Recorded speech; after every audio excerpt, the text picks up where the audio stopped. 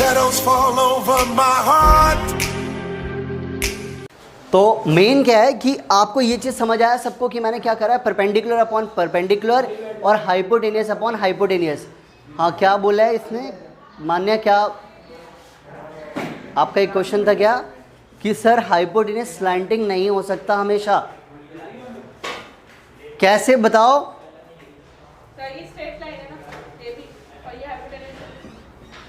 अच्छा इस केस में कह रहे हो? अच्छा इस वाले केस में मतलब इस वाले ट्रायंगल के लिए है ना कुछ, बट ये ट्रायंगल की शेप जरा देखना, ठीक है। चलो स्लांटिंग की बात चलो हटा देते, लॉन्गेस्ट से याद रहेगा कि it is the longest side. मैं बता तो रहा हूँ, याद करो ना, ऊपर वाला ट्रायंगल लेना है तो ऊपर वाले में क्या लेना है, परपेंडिकुलर अपॉन परपेंडिकुलर, और नीचे वाले में क्या लेना है, राइट साइड में हाइपोटेनियस अपॉन हाइपोटेनियस। तो बड़े वाले का क्या आ गया, हाँ लॉन्गेस्ट साइड हाइपोटेनियस। और यहाँ पे रीजन देना है आपने, sides are proportional, sides are proportional. Clear हुई? बाय सीपीएसटी ना लिख के हम क्या लिखेंगे, साइड्स आर प्रोपोर्शनल। चलो जी अब आगे और बढ़ते हैं। अब आप मुझे ये बताओ कि जब ये चीज़ आपके पास आ गई है, क्या मैं इसकी क्रॉस मल्टीप्लाई कर सकता हूँ? क्लियरली कर सकते हैं कि नहीं कर सकते हैं? तो क्या मैं इसको ये लिख सकता हूँ कि ए डी मल्टीप्लाई बाय ए सी और ए बी का स्क्वायर लिख सकते हैं, और इसको आप इक्वेशन नंबर 1 दे दो। ये मल्टीप्लाई करने में किसी को कोई दिक्कत तो नहीं हुई? मैंने ए डी की मल्टीप्लाई ए सी से कर दी और ए बी की ए बी से करेंगे तो क्या हो जाएगा, ए बी का स्क्वायर। क्लियर है? अब सेम वर्क आपने नीचे वाले ट्रायंगल को और पूरे बड़े वाले ट्रायंगल को दोबारा से क्या करना है, पहले सिमिलर करना है, फिर ऐसे ही सेम चीज़ें लिख के क्रॉस मल्टीप्लाई करनी है। आप खुद भी ट्राई कर सकते हो। तो ट्रायंगल कौन कौन से लेने हैं, एक तो लेंगे इन ट्रायंगल बी डी सी, क्योंकि राइट एंगल बन रहा है यहाँ पर बी डी सी, एंड इस बार आप चाहो एंगल बी यहाँ पर है उसे ए बी सी बोलो चाहे सी बी ए बोलो, बात एक ही है, सी बी ए बोलो चाहे ए बी सी बोलो। तो मैं ट्रायंगल का नाम नहीं चेंज करूँगा, मैं ए बी सी ही लेके चल रहा हूँ, ठीक है। ट्रायंगल का नाम मैंने ए बी सी रखा हुआ है।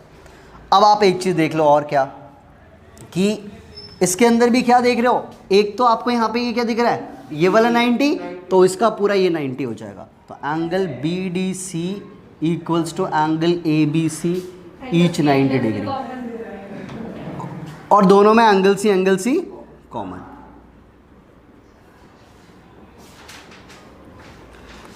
देयरफॉर दोनों ट्रायंगल्स ये भी हमारे क्या हो गए, कॉन्ग्रेंट हो गए, सॉरी सिमिलर हो गए हमारे ये दोनों, ठीक है, बाय डबल ए। और जब ये दो ट्रायंगल्स हमारे सिमिलर हो गए तो फिर से क्या लिखना है, साइड्स आर प्रोपोर्शनल में कुछ लिखना है। साइड्स आर प्रोपोर्शनल के अंदर आप इस बार आपने क्या लिया था यहाँ पे, तो नीचे वालों के लिए देखो बेस कहाँ पे है, नीचे, याद भी रखोगे तो कभी भूलोगे नहीं। तो यानी कि नीचे वाले ट्रायंगल में क्या लेना है, बेस अपॉन बेस, और राइट साइड में ऑलवेज क्या रहेगा, हाइपोटेनियस रहेगा। तो चलो जी, इस छोटे वाले ट्रायंगल का बेस क्या होगा, DC। क्या होगा, DC। क्यों DC है, अगर ये यहाँ पे परपेंडिकुलर तो इसका अपोजिट वाला तो क्या हो गया, हाइपोटेनियस। तो ये परपेंडिकुलर की तो ये लाइन हुई, ठीक है, तो यानी हाइपोटेनियस ये बेस कहलाएगा। तो DC अपॉन में इसका बेस कौन सा है, बड़े वाले ट्रायंगल का, BC। और अब हाइपोटेनियस की बात करते हैं, तो इसके ठीक अपोजिट वाली साइड यानी BC आ गया, और AC। तो ये ट्रिक जरा याद रखना, बहुत सारे टीचर्स तो लिखवा देते हैं साइड्स आर प्रोपोर्शनल में इनकी साइड्स को लिख देना, कॉरस्पॉन्डिंग साइड्स को लिख देना, ऐसे बोल देते हैं बच्चों को। क्या बोल देंगे, कॉरस्पॉन्डिंग साइड्स को लिख लेना बच्चों। बच्चा परेशान कि कौन सी कॉरस्पॉन्डिंग साइड्स ले, और मैंने आपको क्या ट्रिक बताई, ऊपर वाले ट्रायंगल के अंदर अगर ऊपर वाला ट्रायंगल पहले ले रहे हो तो आप perpendicular upon perpendicular, right side में ऑलवेज हाइपोटेनियस है। इसकी बात करें नीचे वाले में, नीचे बेस होता है, तो याद रखना कि यानी कि नीचे वाले ट्रायंगल को अगर लेते हैं तो base upon base equals to में ऑलवेज हाइपोटेनियस। अब आपने क्या करना है, उसको भी सेम वैसे ही क्रॉस मल्टीप्लाई कर लोगे तो क्या रिजल्ट आएगा, जब आप मल्टीप्लाई करोगे तो DC multiply AC equals to BC का स्क्वायर, इक्वेशन नंबर 2। यहाँ तक कर लिया तो आपका समझो 95% क्वेश्चन ये थ्योरम प्रूफ हो चुकी है। अब आपने कुछ नहीं करना, दोनों इक्वेशंस को ऐड करा देना है। तो adding equation number 1 and equation number 2, भाई लेफ्ट साइड की ऐड करेंगे लेफ्ट साइड से, राइट साइड का राइट साइड से। तो पहले क्या है हमारे पास, हमारे पास है A D multiply A C plus D C multiply by A C equals to A B का स्क्वायर प्लस बी सी का स्क्वायर। देखो अब आप जरा मैच करो कि जो प्रूफ करना था उससे हमारा ये चीज़ प्रूफ भी हो गया। सिर्फ अब क्या करना है, लेफ्ट साइड वाली चीज़ को प्रूफ करना है। बहुत सारे बच्चे लास्ट ईयर मैंने टेस्ट जब लिया था तो बच्चों ने पता है क्या गलती करी थी, इन सिंबल्स को जल्दबाजी में मल्टीप्लाई की जगह पे प्लस, वो क्या होता है हाथ चलता है ना मल्टीप्लाई में, तो ये प्लस को भी क्या बना देते हैं, मल्टीप्लाई बना देते हैं। ध्यान रखना बीच में प्लस का साइन है। अब आपको क्लियरली दिख रहा है इन दोनों में कुछ कॉमन दिख रहा है, इधर और इधर भी और इधर भी क्या कॉमन है, दोनों तरफ ए सी कॉमन है। तो ए सी कॉमन ले लो और मल्टीप्लाई का साइन और एक ब्रैकेट लगा दो, ये वाला सेम टू सेम उतार दो। ठीक है, अब जब इन दोनों में से मैंने ए सी को बाहर ले लिया तो यहाँ पे क्या बचा, ए डी, और प्लस यहाँ से ए सी बाहर लिया तो क्या बचा, D C. According to figure A D plus D C, जरा फिगर में देखो ए डी और डी सी दोनों को मिला के कौन सी साइड, ए सी ही बन जाएगी। और ए सी मल्टीप्लाई ए सी कितना होता है, इससे परफेक्ट वे अगर आपने सीखा हो तो बताओ, कि भूलोगे नहीं कभी भी कि कौन सा प्रोपोर्शनल वाली साइड्स आपने पहले लेनी है, कौन सी बाद में लेनी है, क्यों लेनी है, सब कुछ रीज़न यहाँ पे मैंने क्लियर कर दिया है कि अगर ऊपर वाले ट्रायंगल ले रहे हो आप तो आपको हमेशा याद रखना है कि परपेंडिकुलर अपॉन परपेंडिकुलर लेना है, और अगर आपने नीचे वाले ट्रायंगल को लेना है तो base upon base, right side में ऑलवेज हाइपोटेन्यूज। भाई थ्योरम मुझे लगता है बच्चों को याद भी हो गई होगी अब तो। अगर मैं बोलूं कि अभी मुझे 5 मिनट में रिवाइज करके टेस्ट दो तो 99% बच्चे 4 में से 3 नंबर तो ले ही लेंगे। एक आध बच्चा ही गलत करेगा, कुछ करना है क्या, थोड़ा सा देख लिया समझ लिया क्या है, एक ट्रिक सीख ली हमने।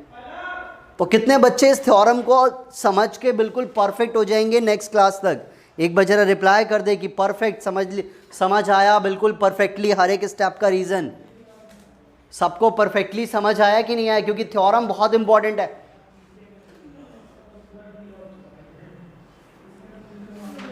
बिल्कुल परफेक्ट वाली बात आनी चाहिए यहाँ पर मुझे, क्योंकि थ्योरम में मैं बिल्कुल भी वो नहीं, क्योंकि ये एक ऐसा पार्ट है कि अगर ये प्रिंटेड आ गया, जो कि आता ही है हर साल आता है प्रिंटेड, तो यार 4 और 3 देखो इस बार 5 नंबर में थ्योरम तो कोई देगा नहीं, पहली बात मैं क्लियर कर दूँ यहाँ से। हाँ फोटो मैं आपको सेंड कर रहा हूँ, नहीं बिल्कुल नहीं, इसको थ्योरम को पूरे 5 में नहीं दे सकते हैं वो लोग किस तरीके से देंगे अगर चांसेस, वैसे 3 नंबर में फिक्स है थ्योरम, दोनों थ्योरम 3 नंबर के हिसाब से बच्चों बिल्कुल सही है। बट बाय द वे अगर टीचर को देना हो कि यार मुझे तो 5 नंबर में देना, तो पता है क्या देंगे, थ्योरम प्लस इससे रिलेटेड क्वेश्चन। थ्योरम मेरे टाइम पे 2008 में मैंने देखा हुआ था कि क्वेश्चन थ्योरम भी प्रूव करो और ये भी प्रूव करो, तो हमारे टाइम पे 6 मार्क्स में आता था। हमारे टाइम पे 5 मार्क्स का क्वेश्चन नहीं था, 6 नंबर का था, तो 4 नंबर की थ्योरम और 2 नंबर का एक क्वेश्चन। तो आपके लिए क्या हो सकता है, 3 नंबर की थ्योरम और 1 नंबर का एक क्वेश्चन आपसे पूछा जा सकता है, जैसा भी उनको लेना हो, 3, 2, 5। तो आपको तो बस क्या करना है, थ्योरम को परफेक्टली लर्न करना है, प्रैक्टिस कर लेनी है इसकी, और साथ में विद स्टेटमेंट, क्योंकि कभी कभार आपको पता है क्या लिखा आता है, state and proof Pythagoras theorem, state and proof. जब ये वर्ड लिखा है ना स्टेट वाला, स्टेट मीन्स आपने सबसे पहले लिखना है कि Pythagoras state that, Pythagoras state that, या इट इज स्टेट दैट, और दैट बोल के पूरी स्टेटमेंट यहाँ पे कॉपी करनी है। ये बात जरा याद रख लेना जब कभी स्टेट एंड प्रूफ बोला जाए तो, और सिर्फ बोला जाए कि prove that in a right angle triangle the square of the hypotenuse is equal to the sum of the square of the other two sides, तब आपको ये स्टेटमेंट नहीं लिखनी है, सीधा फिगर बनाओ, गिवन लिखो, टू प्रूफ लिखो, कंस्ट्रक्शन और प्रूफ की ये बातें लिख दो। तो बहुत ही इजी वे में मैंने ये थ्योरम समझाई है। आई होप कि सभी को बिल्कुल परफेक्टली वे में अच्छे से ये थ्योरम समझ आ गई होगी। नोट कर लिया आप सभी ने? चलो मैं एक बार रिपीट कर देता हूँ एक बार शुरू से, कि अगर आपके पास पाइथागोरस थ्योरम प्रूव करने के लिए आए, आपने क्या करना है, देखो क्वेश्चन में लिखा राइट एंगल ट्रायंगल, आप भी अपना एक बिल्कुल इजी वाला राइट एंगल ट्रायंगल ड्रॉ करोगे। ठीक है, राइट एंगल ट्रायंगल जो होता है आपका इजी वाला, जो कि आपको पता है जनरली ऐसे बनता है। बी पे आपने क्या लेना था, राइट एंगल लेना था, बी को राइट एंगल लेना था। उसके बाद गिवन में क्या देख रहे हो कि गिवन लिखना होता है थ्योरम में, तो गिवन में क्या, A B C is a right angle triangle at B, मैंने बी कर दिया कि बी पे राइट एंगल ट्राइंगल है। उसके बाद मेंशन अलग से शो ऑफ किया है कि एंगल बी क्या है 90 डिग्री, ये यहाँ पे माइंड में क्लिक हो जाए आपके। अब टू प्रूव में क्या करना है कि हाइपोटेनियस का स्क्वायर क्या होता है, अदर टू साइड्स के स्क्वायर का सम होता है। Other two sides means base का स्क्वायर प्लस परपेंडिकुलर का स्क्वायर या परपेंडिकुलर का स्क्वायर प्लस बेस का स्क्वायर। किसी भी थ्योरम में अभी तक आपने करी होगी तो आपको पता है कि कंस्ट्रक्शन करनी है, और कंस्ट्रक्शन क्या करनी है, राइट एंगल वाले वर्टेक्स से हाइपोटेनियस पे क्या डाल देना है, एक परपेंडिकुलर डाल देना है। तो लिख देना है बी डी परपेंडिकुलर टू ए सी। ठीक है, अब प्रूफ के लिए मैंने आपको जो ट्रिक बताई थी वो क्या करना है, पहले लेना है ऊपर का छोटा वाला ट्राइंगल और पूरा बड़ा वाला ट्राइंगल, छोटा वाला ट्राइंगल और बड़ा वाला ट्राइंगल। सिमिलर कैसे करेंगे इनको, एक तो आपको दिख रहा है कि इसमें ये 90 है तो बड़े वाले में एंगल बी पे 90 है, तो लिख दिया A D B equals to A B C each 90 degree. दोनों ट्राइंगल में ऊपर वाला एंगल ए कॉमन था, एंगल ए कॉमन लिख दिया, सिमिलर हो गए बाय डबल ए। फिर आपने क्या देखा कि इसकी ये चीज़ लिखने के लिए मैंने एक बहुत अच्छी ट्रिक बताई है, ऑलवेज राइट साइड में हाइपोटेनियस होगा। क्यों होगा, क्योंकि according to right angle triangle इसमें भी राइट साइड में हाइपोटेनियस होता है। तो हाइपोटेनियस अपॉन हाइपोटेनियस और परपेंडिकुलर अपॉन परपेंडिकुलर। अब कहोगे कि परपेंडिकुलर अपॉन परपेंडिकुलर ही क्यों लिया, तो ट्रिक क्या थी कि अगर ऊपर वाला ट्राइंगल ले रहे हो तो परपेंडिकुलर ही लेना है, और अगर नीचे वाला ट्राइंगल लेना है क्योंकि बेस नीचे होता है तो बेस अपॉन बेस लेना है अगली बार। फिर सेम यही वर्क करना है, क्रॉस मल्टीप्लाई करके इक्वेशन नंबर 1, फिर नीचे का ट्राइंगल लिया, ऊपर का पूरा बड़ा ट्राइंगल लिया, दोनों को सिमिलर करा, एंगल सी कॉमन, और फिर से वही कि हाइपोटेनियस तो राइट साइड में होगा, नीचे के ट्राइंगल है तो बेस अपॉन बेस, मल्टीप्लाई करा, इक्वेशन नंबर 2 बन गई। दोनों इक्वेशंस को ऐड करा, ऐड करते समय जो कॉमन है वो बाहर, फिर दोनों को प्लस करके भी AC बना, AC इंटू AC का स्क्वायर ही बन जाता है। तो इस तरीके से हमारी ये थ्योरम पूरी प्रूव्ड हो चुकी है। ठीक है, तो ये आपकी पाइथागोरस थ्योरम थी। अब आते हैं हम इससे रिलेटेड एक्सरसाइज पे, जो कि हमारी कौन सी है 6.5। तो सभी बच्चे अब 6.5 पे आ जाओ, 6.5 पे।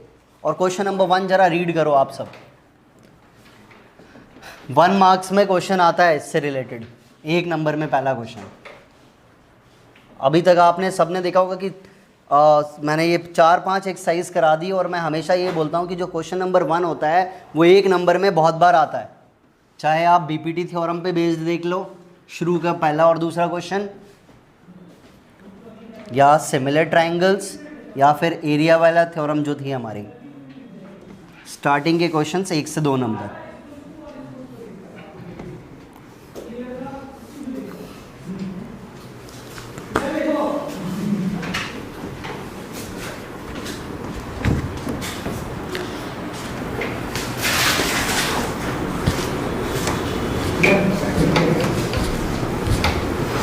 देखो क्वेश्चन नंबर 1 जो है उसमें आपसे क्या पूछा गया कि sides of a triangle are given below. आपके पास 3 साइड्स पता है ट्राइंगल की, और आपको डिटरमाइन करना है कि which of the right angle triangle, इनमें से कौन सी 3 साइड्स राइट एंगल ट्राइंगल बन पाएंगी, ये हमें शो करना है। और अगर in case of right angle triangle right the length of hypotenuse. तो देखो हाइपोटेनियस की लेंथ तब बताएंगे जब वो ट्राइंगल पहले क्या हो, राइट एंगल हो। देखो आपको एक चीज़ याद होगा क्लास 5th या 6th में कि ट्राइंगल बनने की पॉसिबिलिटीज़ क्या होती हैं, किसी बच्चे को याद है क्या? तीनों साइड्स इक्वल हो, ओके, 2 साइड इक्वल। अच्छा, ये सब चीज़ें तुमने पढ़ी है पक्का? एक कंडीशन ये बताई मुझे, साइड से मैंने पूछा है, मैंने सिर्फ साइड्स के बिहाफ पे पूछा है, एंगल के बिहाफ पे नहीं पूछा। कभी किसी बच्चे ने ये वाली चीज़ पढ़ी है क्या कि ट्राइंगल तभी पॉसिबल है अगर मैं ट्राइंगल की 3 साइड्स दे दूं, और वो तभी पॉसिबल होगा जब किसी भी 2 साइड्स का प्लस तीसरे से बड़ा हो। ये कभी पढ़ा है किसी बच्चे ने? कभी किसी ने पढ़ा है क्या किसी भी 2 साइड्स का प्लस तीसरे से बड़ा हो तब ही ट्राइंगल पॉसिबल है, अदरवाइज ट्राइंगल पॉसिबल नहीं है। अब देख लेना ये चीज़ लगती है कि नहीं लगती है, राइट एंगल वाले में भी किसी भी 2 का प्लस, और 3 बार करना है, तीनों के आंसर्स में यस आना चाहिए तीनों केस में। मतलब मैंने AB प्लस BC लिया तो अगला क्या होगा, BC प्लस AC का सम AB से बड़ा होना चाहिए। तो ऐसा तीनों में होना चाहिए। एक तो ये रूल कहता था हमारा ट्राइंगल का, जो हमने प्रीवियस क्लासेस में पढ़ा है बच्चों। अब हमें राइट एंगल ट्राइंगल के लिए क्या करना है कि किसी भी दो साइड्स के स्क्वायर का सम, पाइथागोरस, यस, किसी भी दो साइड्स के स्क्वायर का सम तीसरी साइड के स्क्वायर के अगर इक्वल आ जाए तो हम उसे राइट एंगल ट्राइंगल बोल सकते हैं। तो देखो क्या करना है इस वाले क्वेश्चन में।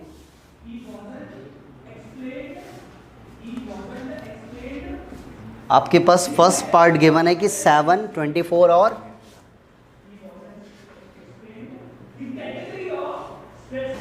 और 25 सेंटीमीटर, ये तीन साइड्स आपके पास पता है।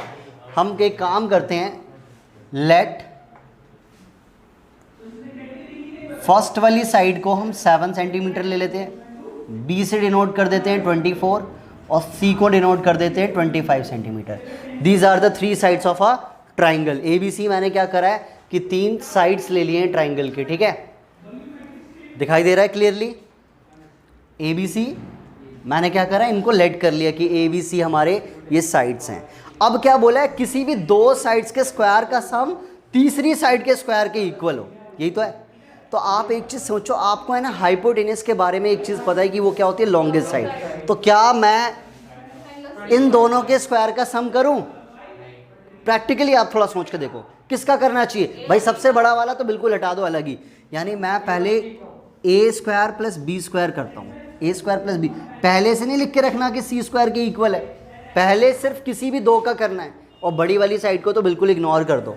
तो ए कितना है हमारा 7 का स्क्वायर और ये कितना है 24 का स्क्वायर। जरा इसको सिंप्लीफाई करो, कितना आएगा 49 और ये 576, 625 आ रहा है इसका। तो अब हम सी का भी स्क्वायर कर लेते हैं, सी कितना है 25 का स्क्वायर, तो ये भी आ गया 625। इसका मतलब है कि therefore A square plus B square equals to C square.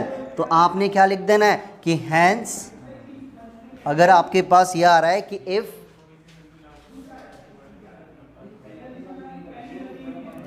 The sum of squares of two sides is equal to the square of third side, then it will be a, अभी से पाइथागोरस क्यों बोला है, Pythagoras right angle triangle बोला था, इसमें Pythagoras क्या use कर सकते थे हम पहले से? अभी से कैसे बोल सकते थे कि पाइथागोरस है? अभी से नहीं बोल सकते थे हम, ठीक है। It will be a right angle triangle, it will be a right angle triangle, ठीक है। तो हमारा ये राइट एंगल ट्राइंगल आ गया and it's hypotenuse is 25 centimetre.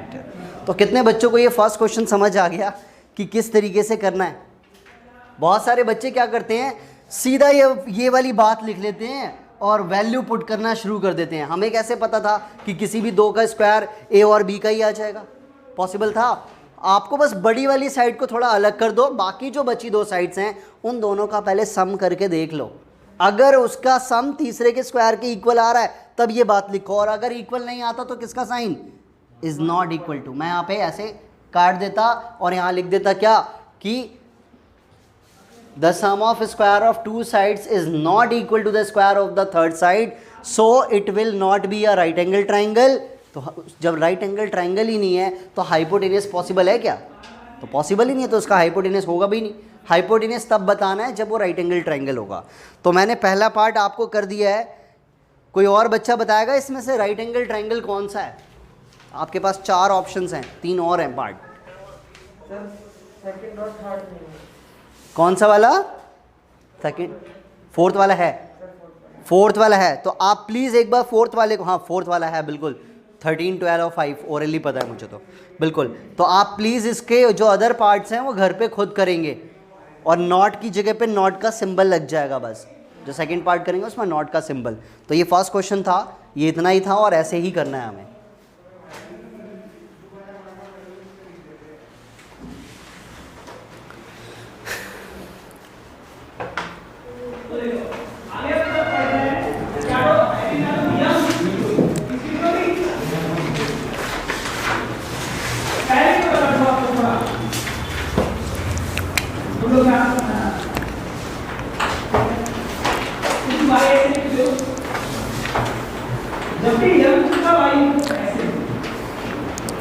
Question number 2 पे जरा सभी बच्चे डबल स्टार लगा ले पहले ही।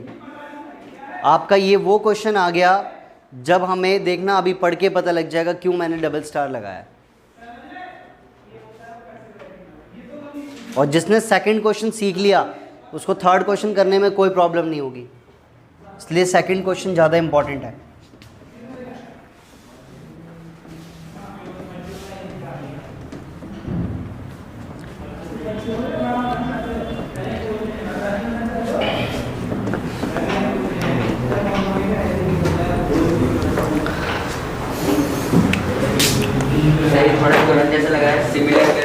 बिल्कुल सिमिलर करके ही आ जाएगा। देखो P Q R is a right angle triangle at P, हम बिल्कुल क्वेश्चन के अकॉर्डिंग ड्रॉ करते चले जाएंगे, होता रहेगा। क्या बोला है? पी क्यू आर ट्राइंगल है, राइट एंगल एट पी, तो पी पर राइट एंगल बना दिया हमने, ठीक है। अगर पी पे राइट एंगल बना दिया तो बाकी के क्यू और आर बच रहे हैं, आप कहीं भी मेंशन कर दो, ठीक है। मैं क्यू को यहाँ पे ले लेता हूँ, आर को यहाँ पे ले लेता हूँ, क्लियर है। अब इसके बाद देखो कितनी बात को है ना बुक वालों ने घुमा के बोला हुआ है, मुझे पढ़ के बड़ा ऑड सा लगता है कि M is a point on Q R, M is a point on Q R such that PM perpendicular to Q R. अरे भाई सीधा सा बोल देते PM perpendicular to Q R, mid point होता तो चलो कोई बात थी। यहाँ पे इन्होंने बोला है कि वहाँ पे एक M पॉइंट है and which is perpendicular to Q R है, तो PM perpendicular to Q R हो गया हमारे पास, कोई दिक्कत नहीं। और आगे बढ़ते हैं, क्या बोला है? शो दैट करना है PM का square equals to QM multiply MR। इस टाइप की कैलकुलेशन करना मैंने आपको एक क्वेश्चन में सिखाया था, कौन बच्चा बताएगा? कि जब भी कभी ऐसा प्रूफ दे रखा हो या ऐसा शो दे रखा हो तो जरा मुझे एक्सरसाइज बताओ और क्वेश्चन नंबर बताओ, ताकि मुझे भी तो लगे कि अभी तक सीखा क्या आप लोगों ने। किसी को याद है? Exercise number 6.3 and the question number 13 है ना, ऐसा कुछ। एक का स्क्वायर इक्वल्स टू 2 मल्टीप्लाई। तो मैंने क्या सिखाया था कि पहले इसको ब्रेक करके अपने माइंड में पॉइंट बना लो, क्योंकि यहाँ पे कहीं नहीं लिखा कि ये पार्ट कैसे आएगा। कहीं बोला है कि दो ट्राइंगल्स को सिमिलर करो, ऐसा कुछ बोला है? कुछ भी नहीं बोला, हमें तो बोला ये चीज़ करना है। तो ये चीज़ कैसे करना है तो थोड़ा सा हम समझते हैं पहले।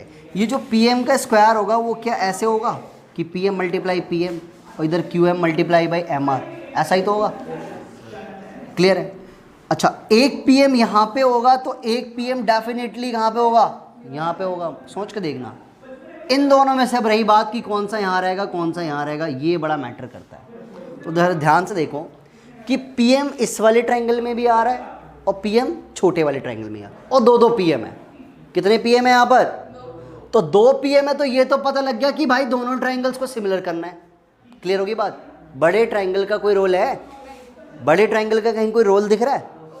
इन चारों बातों में से कोई भी कहीं भी PQ की बात ही नहीं है। जब PQ की बात नहीं तो बड़े वाले ट्राइंगल की कोई बात ही नहीं है।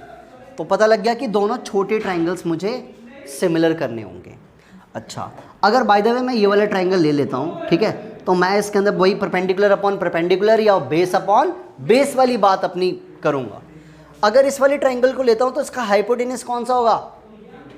PQ, यानी हाइपोटेनस को लेना ही नहीं है। अब ये भी देखो, बातें तुम्हारी खत्म करते जा रहा हूँ कि आप भी सोचो थोड़ा सा कि कौन सी चीज़ लेनी है और कौन सी चीज़ नहीं लेनी है। PQ मतलब इसका हाइपोटेनस, तो इसका ये हाइपोटेनस कौन सा? QR कहीं पे है ही नहीं, यानी हाइपोटेनस को लेना ही नहीं है। आगे बढ़ते हैं, तो क्या क्या लेना होगा?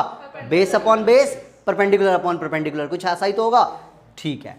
तो PM जो है इस वाले ट्राइंगल का ऊपर वाले का क्या है? बेस है। क्या है? बेस है। तो नीचे वाले ट्राइंगल का बेस कौन सा होगा? MR होगा ना, MR। अब ऑटोमेटिक QM इसका क्या होगा? परपेंडिकुलर, ये रहा QM। तो इसका परपेंडिकुलर कौन सा होगा? PM होगा, है ना, ये परपेंडिकुलर। अब बोल भी रहे, क्वेश्चन में लिखा भी है कि PM परपेंडिकुलर टू QR। तो समझ आ गई बात कि आपको बेसिकली क्या शो करना है? ये शो करना है। और ये कैसे शो होगा? तो इन दो ट्राइंगल्स को सिमिलर करके बाय CPST से या साइड्स आर प्रोपोर्शनल लिख के शो होगा। तो पता लग गया ना कि सिलेक्शन कैसे देखा जाता है कि किन दो ट्राइंगल्स को आपने सिमिलर करना है।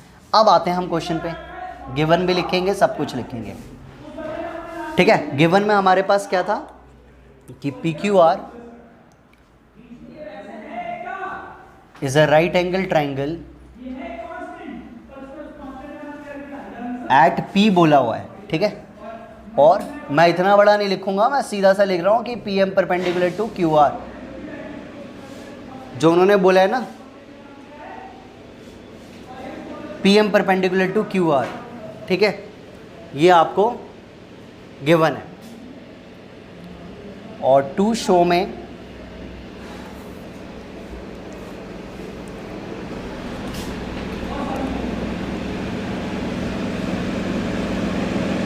Q M multiply M R, ये मुझे प्रूव करना है, ठीक है। कोई कंस्ट्रक्शन नहीं है, सीधा सॉल्यूशन की बात करेंगे।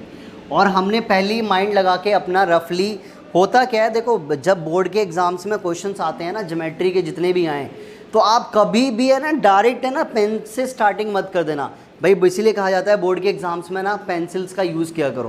पहले आप रफ में थोड़ा सा फिगर आउट किया करो, यार कैसे फिगर बनेगी, कहाँ पे कौन सी चीज़ होगी, किन दो ट्राइंगल्स को सिमिलर करना है, क्या नहीं करना। अगर कोई मुश्किल क्वेश्चन आता है और कोई क्वेश्चन ऐसा आ जाए जो आपको पक्का पता है कि यार ये क्वेश्चन तो यही है और मुझे आता है, तब तो शुरू हो जाओ। वो कटता है, हाफ मार्क्स आपका कटेगा, मना किया गया है तो फिर बिल्कुल कटेगा ही कटेगा। तो ये जो रफ स्केच कहते हैं, इसे हम कहते हैं रफ स्केच। कंस्ट्रक्शन में भी कहा जाता है कि पहले आप एक रफ डायग्राम बना लो ताकि आप फेयर आपका परफेक्ट बन जाए। तो हमें क्या करना है, रफ में पता लग गया ना कि क्या किन दो ट्राइंगल्स को सिमिलर करना है, तो हम भी डायरेक्टली क्या करेंगे, इन दो ट्राइंगल्स को सिमिलर करना है। अब इन दो ट्राइंगल्स को सिमिलर करने का टारगेट मुझे पता है, बट कैसे होंगे ये नहीं पता। इन दोनों ट्राइंगल्स को अगर मुझे सिमिलर करना है तो आपको क्या चीज़ दिखाई दे रही है,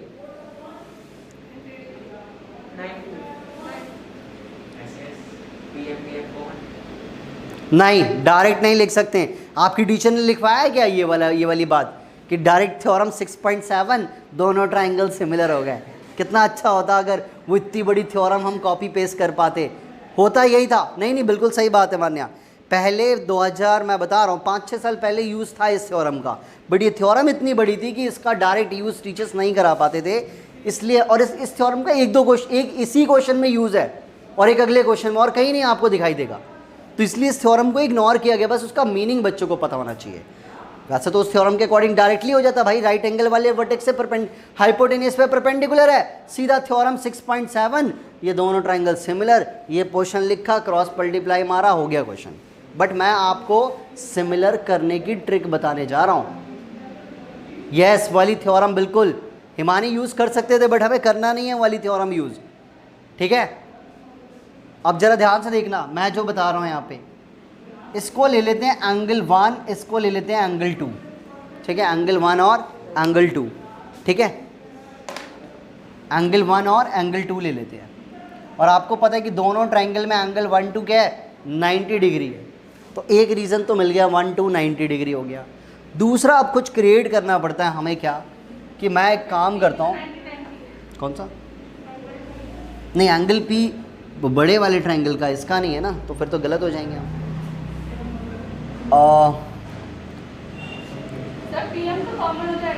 वेट 3, ठीक है, और ये 4 कर दिया मैंने, 3 और 4 कर लिया, ठीक है। 3 और 4 क्या होगा,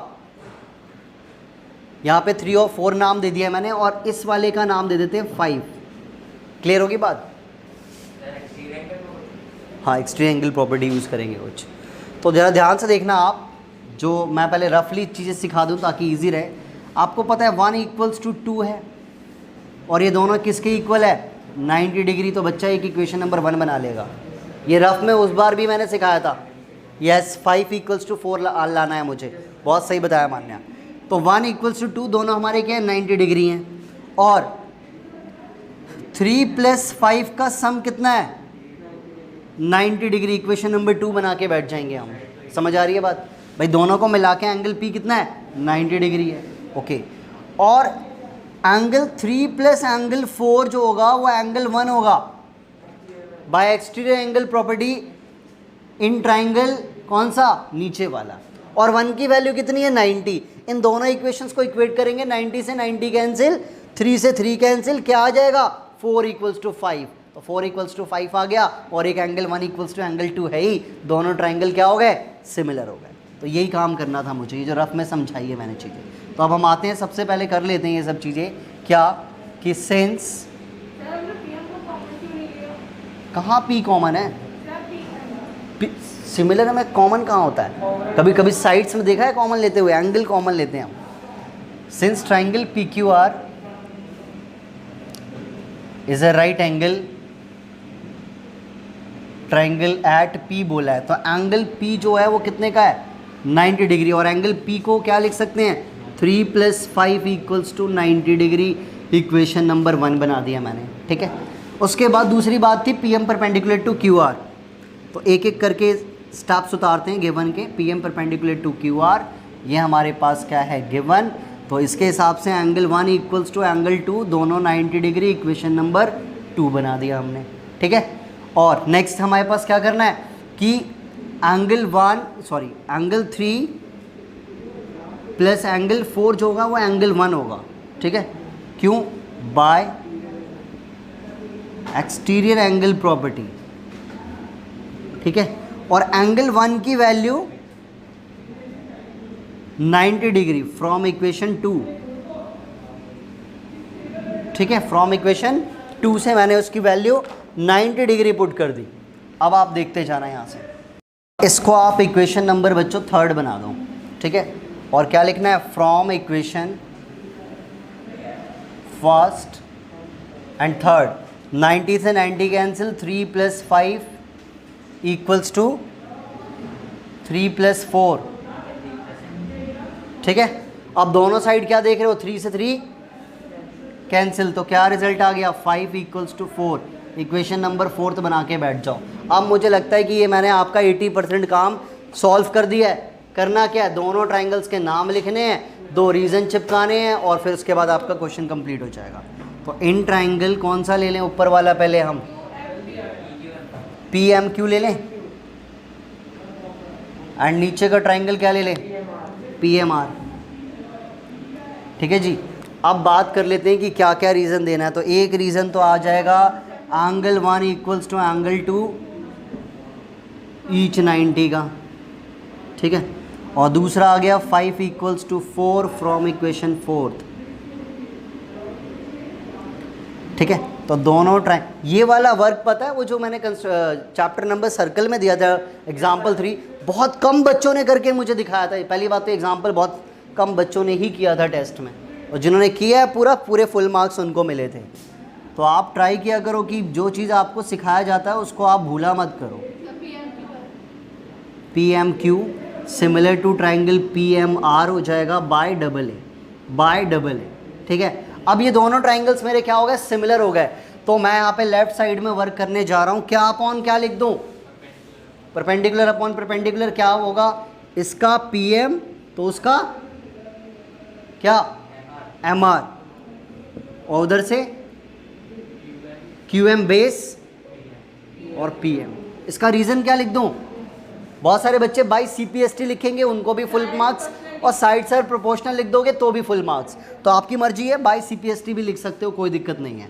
मैं भी लिख देता हूँ बाई CPST, ठीक है जी। और इनकी ज़रा मल्टीप्लाई कर लेंगे तो क्या आ जाएगा, PM का square equals to QM × MR। आपका क्वेश्चन कंप्लीट, ठीक है। तो कोई ये मुश्किल क्वेश्चन नहीं था, 2 मार्क्स में क्वेश्चन बहुत बार आता है एग्ज़ाम में, ठीक है।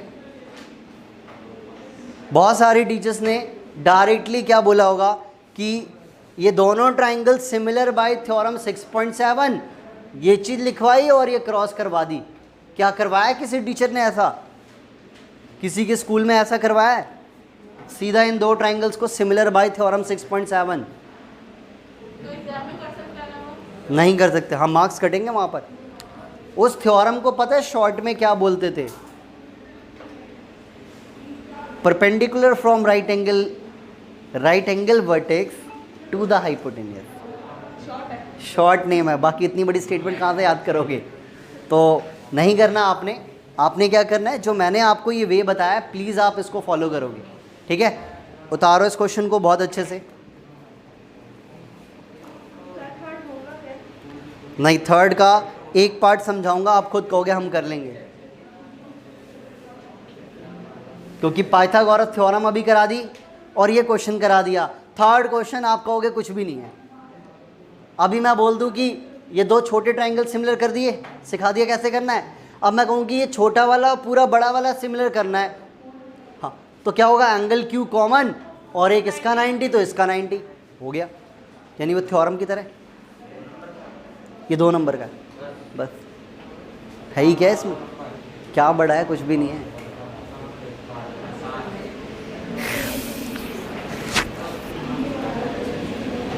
मुझे तो मार्कर दियो, marker.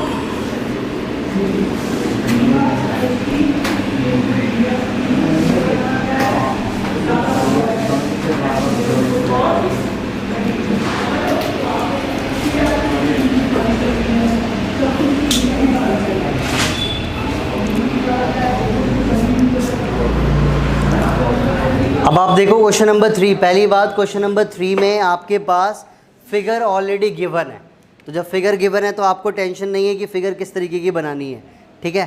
A B D is a right angle triangle at A, अगर नहीं भी बोला होता तो हम बना लेते,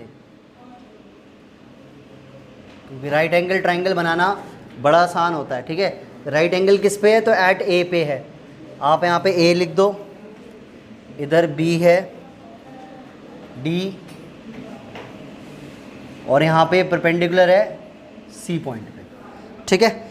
मतलब सेम ऊपर वाली स्टेटमेंट नहीं है गिवन की, एक राइट एंगल ट्राइंगल है और राइट एंगल वाले से ही क्या है, परपेंडिकुलर है हाइपोटेनियस पर। तो हमें कुछ ऐसी चीज़ें याद रखनी है जो अभी हमने करा है। तो क्वेश्चन नंबर 3 का गिवन देखते हैं क्या है, कॉपी पेस्ट हो जाएगा कि P Q R, sorry,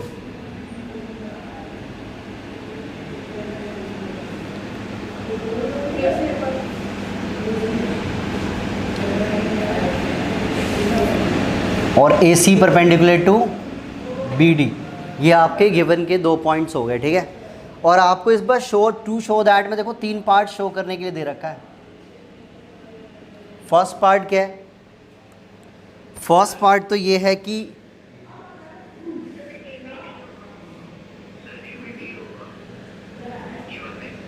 sorry A B D triangle, हाँ हम जनरली ए बी सी लिख देते हैं, अच्छा मैंने देखा नहीं, A B D S, okay A B D. तो ए बी का स्क्वायर इक्वल्स टू क्या है, B C multiply by B D लाना है आपने। और सेकंड पार्ट में क्या लाना है, ए सी का square equals to B C multiply D C. और थर्ड पार्ट है आपका कि ए डी का स्क्वायर इक्वल्स टू, अब आप है ना थोड़ा सा आइडेंटिफाई करना सीख जाओ कि अभी जैसे आपको ये एक्सप्रेस करके सिखाया कि ए बी और बी सी और बी डी आ रहा है। पहली बात ए बी देखो छोटे वाले ट्रायंगल का भी पार्ट है और बड़े वाले ट्रायंगल का भी पार्ट है, तो मुझे कोई परेशानी नहीं है, मैं समझ सकता हूँ एक बार कि यार छोटा बड़ा हो सकता है। ये वाला आपको जज करेगा कि कौन से 2 ट्रायंगल को सिमिलर करना है, बी सी और B D. B C is a part of smaller triangle, B D is a part of बड़ा वाला ट्रायंगल। तो अब तो समझ आ गया ना कि कौन सा ट्रायंगल, नीचे का छोटा वाला ट्रायंगल और पूरा बड़ा वाला ट्रायंगल को सिमिलर कर दो और क्या कर दो, क्रॉस मल्टीप्लाई कर लो, साइड्स प्रोपोर्शनल लिख के आपका आंसर आ जाएगा। तो चलो स्टार्ट करते हैं, ये आइडेंटिफिकेशन मेन था बस। तो क्या करना है, नीचे का पहला पार्ट क्या लेना है, नीचे का फर्स्ट ट्रायंगल कौन सा, इन ट्रायंगल, नीचे वाला ट्रायंगल जो होगा हमारा क्या हो जाएगा, ए सी बी बोल दो, चाहे बी सी ए भी बोल सकते हैं, कोई दिक्कत नहीं है। तो हमें बी सी चाहिए ना, इसलिए मैं ले लेता हूँ, ठीक है, B C A. And triangle इसका क्या ले लें, बी ए सी ले लेते, बी ए डी ले लेते हैं, ठीक है, बड़ा वाला ट्रायंगल बी ए डी आ गया। अब इन दोनों ट्रायंगल को मुझे सिमिलर कैसे करना है, छोटा वाला लेना है और बड़ा वाला। तो एक तो आपको क्लियरली क्या दिख रहा है, एंगल बी कॉमन, और एक इनके 90 वाले। तो 90 वाले के नाम क्या क्या हैं कि जितना इसका एंगल बी सी ए होगा उतना उसका एंगल बी ए डी होगा। ये आपने पाइथागोरस में अभी अभी सीखा था, ठीक है। और दूसरा क्या आएगा, एंगल बी कॉमन। अब ये दोनों ट्रायंगल्स हमारे क्या हो गए, सिमिलर हो गए।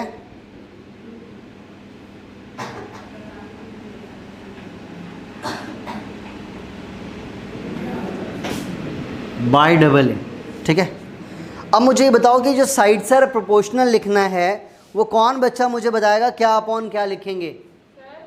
कोई बच्चा बता सकता है क्या अपॉन क्या लिख सकते हैं? यहाँ से वंश क्या अपॉन क्या लिखेंगे इन दोनों ट्रायंगल्स के सिमिलर में? ट्रायंगल नीचे वाला है, एक minute, A B upon B D, A B upon में बी डी ले लूँ, okay, A B upon B D ले लिया। और कुछ? A B upon B D क्यों लिया? बी डी कैसे ले लिया आपने? ये नीचे वाला ट्रायंगल है, नीचे वाले ट्रायंगल में क्या सिखाया था? बेस। तो इस छोटे वाले ट्रायंगल का बेस कौन सा होगा? समझ आ रही है बात? कौन सा बेस? BC upon AD। और यहाँ पे बेस अपॉन बेस हो गया, इधर क्या, हाइपोटेन्यूज। तो यार अगर यहाँ पे 90 आ रहा है उसके अपोजिट में क्या आ जाएगा? AB आएगा, ABS। इसका बेस कितना? AB, बड़े वाले का बेस AB था। और इस बार हाइपोटेन्यूज की बात करूँ तो AB अपॉन उसका हाइपोटेन्यूज क्या होगा? BD। ये चीज़ अभी भूल गए फिर से? अब ये भी सिखाया था कि पाइथागोरस थ्योरम में भी सिखाया था कि अगर नीचे वाला ट्रायंगल है तो आपने क्या लेना है? बेस अपॉन बेस, और राइट साइड में ऑलवेज हाइपोटेन्यूज वाली बात। इसका रीज़न आप लिख दो क्या, साइड्स आर प्रोपोर्शनल, या बाई CPST भी लिख सकते हो। क्लियर है? अब आप इनकी मल्टीप्लाई करोगे तो क्या रिजल्ट आएगा? AB की मल्टीप्लाई AB से कर दो, क्या हो जाएगा? AB का स्क्वायर। और इसकी मल्टीप्लाई इससे कर दो, तो आप BC multiply BD equals to AB multiply AB लिख सकते हो। और आप ये लेफ़्ट राइट से मतलब नहीं होता कि इधर है उधर है, उससे कोई मतलब नहीं है। आप पहले हाइपोटेन्यूज ले लेते, कोई दिक्कत नहीं है। तो आप ज़रा इनकी मल्टीप्लाई करोगे तो क्या आ जाएगा? ये तो एज इट इज़ रहेगा, BC डॉट का मतलब मल्टीप्लाई होता है, और ये आ गया AB का स्क्वायर। तो ये इस तरीके से आपका फर्स्ट पार्ट क्या हो गया? सॉल्व हो गया। तो फर्स्ट पार्ट कितने बच्चों को अच्छे से पहले समझ आ गया, ताकि मैं नेक्स्ट इसके 2 पार्ट आपको होमवर्क दे पाऊँ? कहाँ पे?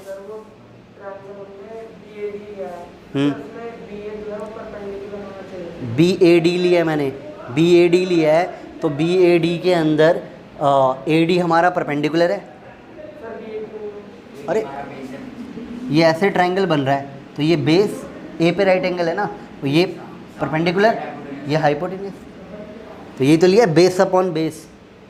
देखो ना, छोटे वाले ट्रायंगल का बेस ये हो गया, बड़े वाले ट्रायंगल का तो साफ दिख रहा है कि AB बेस है, ये आ गया। और हाइपोटेन्यूज की बात करूं तो छोटे वाले का अगर यहाँ पे 90 था तो उसके ठीक अपोजिट वाला कौन सा? AB hypotenuse. और A के अपोजिट पे बड़े वाले ट्रायंगल का क्या आ गया? BD आ गया। तो परफेक्ट होना चाहिए इसमें।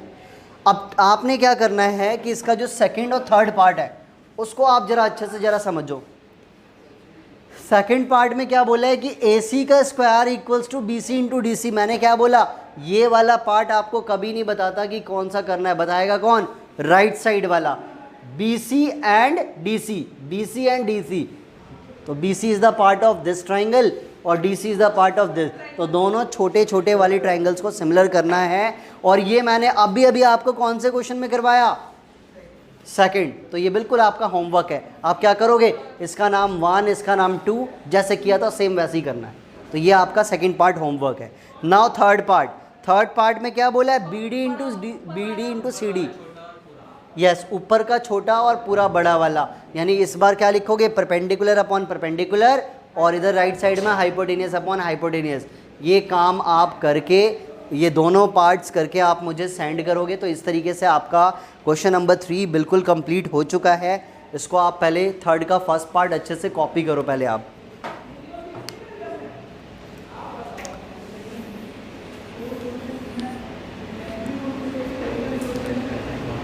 ठीक है, तो ये क्वेश्चन आप कंप्लीट कर लो पहले।